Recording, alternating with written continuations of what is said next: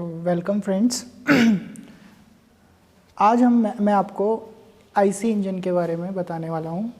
IC engine का मतलब होता है इंटरनल कंबशन इंजन, ठीक है। लेकिन इंटरनल कंबशन इंजन में आने से पहले मैं आपको बताना चाहता हूँ कि ये इंटरनल कंबशन इंजन कहाँ से आया, कैसे आया, ठीक है। तो सबसे पहले जो बात करते हैं हम कि जो हमारा जो इंजन्स हैं वो कैसे काम करते हैं, ठीक है।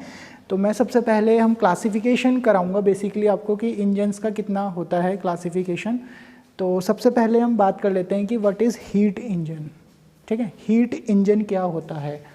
तो heat engine is a device which convert chemical energy into आपकी thermal energy and this thermal energy is further uses for making power. जो भी आपके इंजन्स रन होते हैं उसके लिए, ठीक है। तो क्या बताया मैंने? सबसे पहले आपको क्या बताया? हीट इंजन्स के बारे में बताया। हीट इंजन, ठीक है। हीट इंजन क्या करता है आपका? ये आपका क्या करता है? केमिकल एनर्जी को कन्वर्ट करता है किसमें? थर्मल एनर्जी में, ओके। फिर ये जो थर्मल एनर्जी है ये आपकी हमारी यूज़ होती है, ओके। तो अब हम देख लेते हैं ये हीट इंजन है, जो क्लासिफिकेशन हमारा हीट इंजन का क्या क्या है, ठीक है। तो जो हीट इंजन है हमारा, हीट इंजन जो क्लासीफाई है हमारा वो दो पार्ट में है। एक होता है हमारा इंटरनल कंबशन इंजन, जिसे हम आईसी इंजन भी बोलते हैं, ठीक है। और दूसरा होता है हमारा एक्सटर्नल कंबशन इंजन, ठीक है। आईसी इंजन और एक्सटर्नल कंबशन इंजन। ये जो आईसी इंजन है इसमें क्या होगा बेसिकली, इसमें नाम से ही हमें पता चल रहा है इंटरनल कंबशन, मतलब कि आपका क्या होता है, जो फ्यूल होता है उसको हम इंजन के अंदर भेजते हैं और उस अंदर भेजने के बाद ही उसी में वहीं पे वो फायर्ड होता है और वहीं पावर जनरेट होती है और वहीं पे वो डिलीवर्ड हो जाती है, ठीक है। एक्सटर्नल कंबशन इंजन में क्या होता है आपका? एक्सटर्नल कंबशन इंजन में हम क्या करते हैं, बाहर फ्यूल को क्या कराया जाता है, बर्न कराया जाता है और फिर जो एनर्जी हमारी रिलीज होती है उस एनर्जी का हम क्या करते हैं, यूज़ करते हैं, ठीक है। तो अब देख लेते हैं इंटरनल कंबशन इंजन में कि इसके कितने पार्ट होते हैं। ये भी दो तरीके के होते हैं इंटरनल कंबशन इंजन, रेसिप्रोकेटिंग,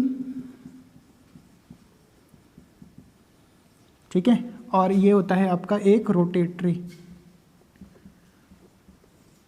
ठीक है। सेम यहाँ पे भी होता है हमारा एक्सटर्नल कंबशन इंजन भी दो टाइप के होते हैं हमारे।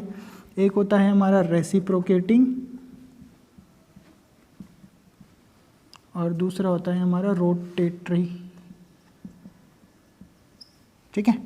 अच्छा, जो ये रेसिप्रोकेटिंग इंजन होते हैं, रेसिप्रोकेटिंग इंजन्स आप लोगों ने देखे होंगे और यही हमें क्या करना है आगे की क्लास में, मैं इनको ही आपको डिटेल में बताने वाला हूँ क्योंकि हमारे कोर्स में बेसिकली इंटरनल कंबशन इंजन में रेसिप्रोकेटिंग इंजन ही हमें पढ़ने हैं। तो ये दो तरीके के होते हैं हमारे पास। एक होता है हमारे पास पेट्रोल इंजन,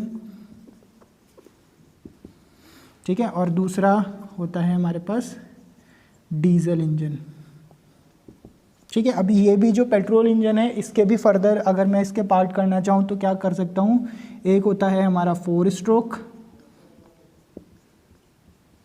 और एक होता है हमारा 2 स्ट्रोक, ठीक है। ऐसे ही ये भी जो होता है हमारा डीजल इंजन, ये भी हमारा क्या होता है, 2 पार्ट्स में होता है, 4 और 2 स्ट्रोक, ठीक है। 4 स्ट्रोक 2 स्ट्रोक, ये हम डिटेल्स में इसी को हमको इस पार्ट को हमको क्या करना है, डिटेलिंग में पढ़ना है, यही हमारे कोर्स में है।